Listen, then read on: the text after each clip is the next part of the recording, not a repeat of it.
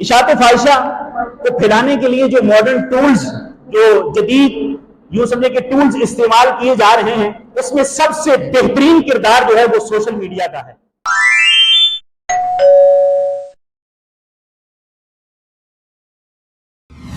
آج ہمارے معاشرے کے اندر اس چیز کی بڑی کمی ہے کہ حیا ختم ہوتی جا رہی ہے۔ اب حیا کے نام پر، بے حیائی کے نام پر کیا کچھ نہیں کیا جا رہا؟ بے حیائی کے نام پر لوگوں کو کیسے اسلام سے دور کیا جا رہا ہے، بے حیائی کے نام پر کیسے جدید ماڈرن ٹولز استعمال کر کے لوگوں کو اللہ کی یاد سے غافل کیا جا رہا ہے۔ اللہ پاک نے سورہ نور کے اندر، سورہ نور کی ابتدائی آیات کے اندر اشاعت فاحشہ کا حکم، اشاعت فاحشہ کرنے والوں کے لیے وعید ارشاد فرمائی۔ اب سب سے پہلے یہ چیز جانیں کہ اشاعت فاحشہ ہے کیا چیز۔ اشاعت فاحشہ یہ ہے کہ برائی کی طرف مائل ہونا اور برائی کی اشاعت کرنا، برائی کو فروغ دینا، گندگی کو فروغ دینا۔ اللہ پاک نے سورہ نور کی آیت کے اندر، آیت نمبر 18 کے اندر جو ہے وہ ارشاد فرمایا، ترجمہ قرآن کنز الایمان، وہ لوگ جو چاہتے ہیں کہ مسلمانوں میں برا چرچا پھیلے۔ آج مسلمانوں میں برائی عام ہے، برا چرچا عام ہے۔ اللہ پاک فرماتے ہیں کہ جو لوگ جو چاہتے ہیں کہ مسلمانوں میں برا چرچا پھیلے، ان کے لیے دردناک عذاب ہے دنیا اور آخرت میں، اور اللہ جانتا ہے تم نہیں جانتے۔ اب جو برائی چاہتے ہیں، جو برا چاہتے ہیں، یہ اشاعت فاحشہ کیا ہے؟ اشاعت فاحشہ کو پھیلانے کے لیے جو ماڈرن ٹولز، جو جدید یوں سمجھے کہ ٹولز استعمال کیے جا رہے ہیں، اس میں سب سے بہترین کردار جو ہے وہ سوشل میڈیا کا ہے۔ اس وقت سوشل میڈیا کے ذریعے لوگ کتنا تباہ و برباد ہو رہے ہیں۔ Social media, electronic media, network, یہ ایک ایسی چیز ہے اس وقت معاشرے کے اندر کہ جو برائیوں کی طرف ہمیں دھکیلتی چلی جا رہی ہے۔ لوگ بہت کم ہیں کہ جو اس سے دور ہیں، جو نیٹ سے دور ہیں، جو موبائل سے دور ہیں، جنہیں نہیں بھی چلانا آتا تھا آج انہوں نے سیکھ لیا۔ وہ دور کی ضرورت ہے، جدید دور ہے، اس چیز کی حاجت ہے، لیکن جس چیز کی حاجت ہے، یہ حاجت کس لیے پیش آئی؟ جب نہیں تھا تب بھی تو گزارا ہو رہا تھا، جب نہیں تھا تب بھی تو وقت گزر رہا تھا، لیکن آج ہمارے معاشرے کے اندر برائی کو ہمارے لیے آسان کر دیا گیا ہے۔ گویا کہ آسان لفظوں میں یوں کہا جائے کہ برائی کرنا ہمارے لیے آسان ہو گیا ہے۔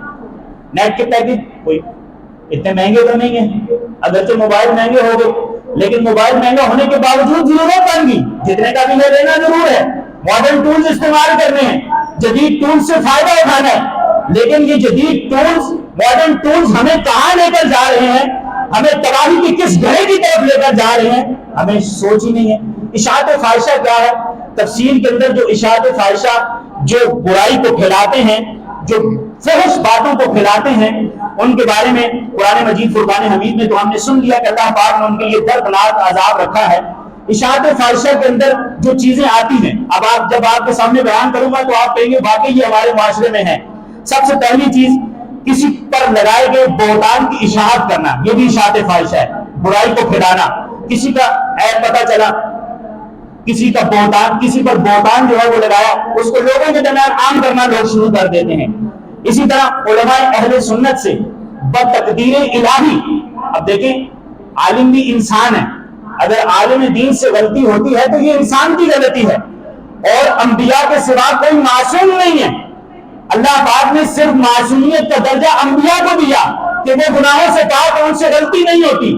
انبیاء کے بعد تو جو بھی ہیں، سب سے آخری نبی صلی اللہ تعالی علیہ وسلم پر نبوت کا سلسلہ ختم ہوا، تو انبیاء کے بعد جو بھی ہیں وہ سارے معصوم نہیں ہیں، وہ سارے کے سارے لفظ کر سکتے ہیں، خطا کر سکتے ہیں، لیکن ایک عالم کی چھوٹی سی غلطی کو لوگ کتنا جو ہے وہ پھیلاتے ہیں۔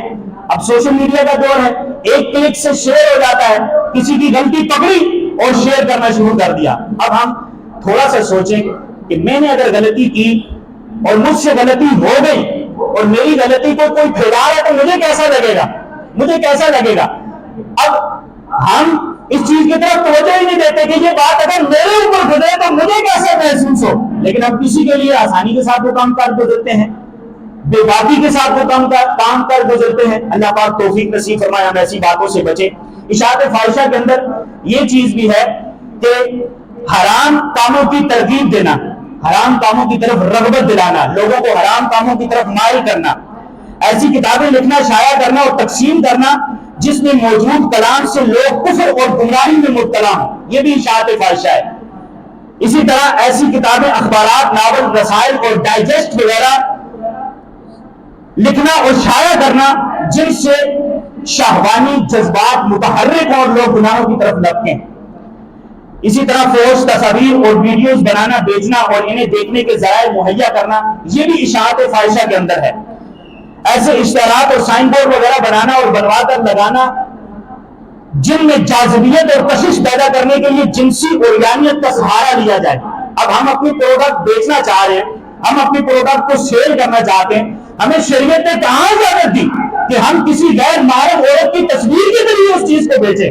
اللہ پاک محفوظ فرمائے۔ ہم سائن بورڈ دیکھتے ہیں، اب بندہ بازار جائے تو گناہ سے بچ ہی نہیں سکتا، اب اپنی آنکھوں کو کیسے گناہوں سے بچائیں؟ اللہ والے بچاتے تھے، اللہ ہمیں توفیق نصیب فرمائے ہم بھی بچنے میں کامیاب ہو جائیں۔ اب کوئی بھی ایڈورٹائزمنٹ ہے، کوئی بھی جو ہے وہ سائن بورڈ ہے، وہ اس چیز سے پاک کر ہی ہمیں نظر آتا ہے کہ اس پر فحش اور عریانی نہ ہو، گناہ کی دعوت نہ ہو۔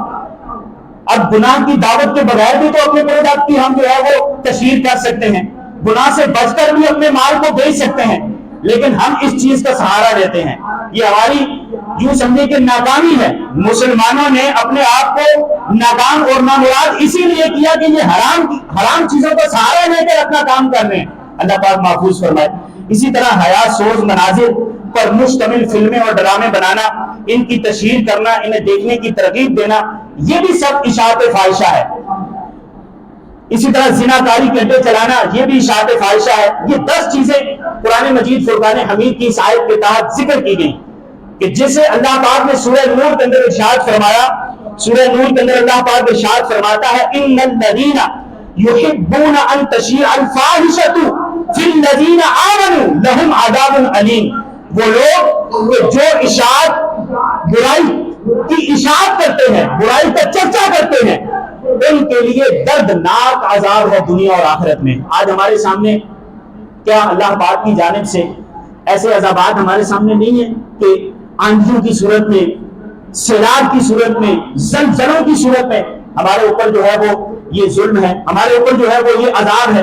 اور اللہ پاک محفوظ فرمائے، مسلمانوں کی حالت ہی ایسی ہو چکی ہے، آج ہمارے معاشرے کی حالت ایسی ہے کہ یہ جو 10 چیزیں میں نے آپ کے سامنے ذکر کی، یہ کہیں نہ کہیں ہمارے درمیان پائی جا رہی ہیں اور ہم ان کی طرف لپکتے چلے جا رہے ہیں، پڑھتے چلے جا رہے ہیں، اور بندہ بچنا چاہے بھی تو بچ نہیں سکتا۔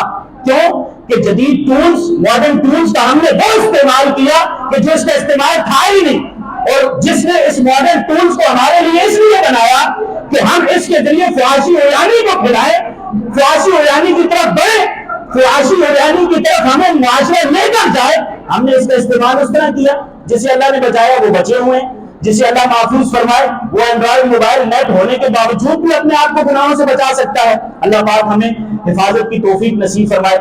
جو حدیث مبارکہ کعب الاحبار رضی اللہ تعالیٰ عنہ کے تعلق سے میں نے ذکر کی شروع میں، کہ آپ فرماتے ہیں کہ نبی کریم صلی اللہ تعالیٰ علیہ وسلم نے ارشاد فرمایا کہ جو بندہ تنہائی میں، خلوت میں ایک رات ایسی گزارتا ہے کہ اس رات اللہ کی عبادت کرتا ہے، اور اللہ پاک کی عبادت اس انداز سے کرتا ہے کہ اسے اس کے جاننے والوں میں سے کوئی نہیں جانتا، تو اللہ پاک اسے گناہوں سے ایسے دور فرما دیتا ہے جیسا کہ اس کی یہ رات گزر گئی، بندہ گناہوں سے پاک ہو جاتا ہے۔ اسی طرح اگر بندہ خلوت میں گناہ کرتا ہے، خلوت میں فحاشی عریانی کی طرف بڑھتا ہے، اس کی تنہائی اسے گناہوں کی طرف لے کر جاتی ہے، تو ایسی بھی روایات موجود ہیں کہ جن کے اندر وعیدیں، سخت دردناک عذاب کی ہمیں وعیدیں سنائی گی۔ حضرت عبداللہ بن عمر رضی اللہ تعالیٰ عنہ فرماتے ہیں میں ایک دفعہ قبرستان کی قریب سے گزرا، میں نے دیکھا کہ ایک قبر کے اندر سے شخص باہر نکلا اور اس کو زنجیروں سے جکڑا گیا تھا، دوسرا شخص قبر کے اندر اسے زنجیروں کے ساتھ کھینچ رہا ہے،